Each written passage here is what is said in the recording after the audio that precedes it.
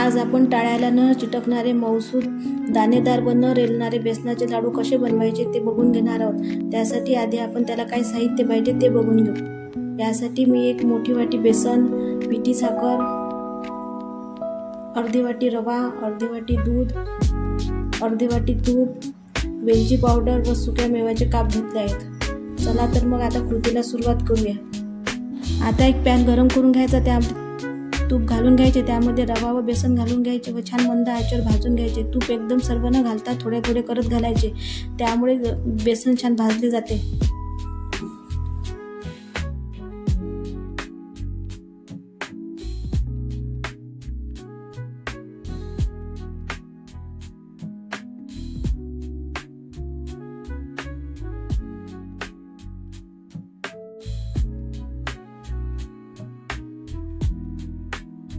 आता आपले मिश्रण छान भाजले गेलेले आहे, छान सोनेरी रंग आलेला आहे व सुगंधही पसरलेला आहे। आता यामध्ये थोडे दूध घालून घ्यायचे। दूध एकदम सर्व न घालता थोडे थोडे करत घालायचे, यामध्ये लाडू छान रवाळ होतात।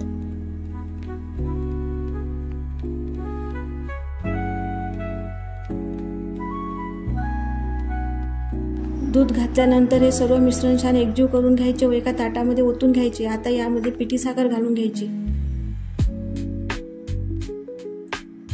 आता यामध्ये वेलची पूड घालून घ्यायचे। मिश्रण थोडे थंड होऊ द्यायचे व छान हाताने मिक्स करून घ्यायचे।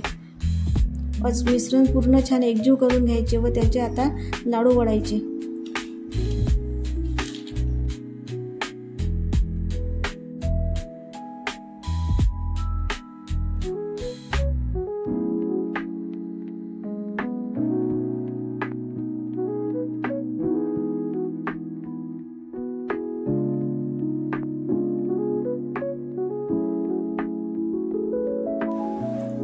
तयार आहेत आपले न रेलणारे न बसणारे दाणेदार असे बेसनाचे लाडू।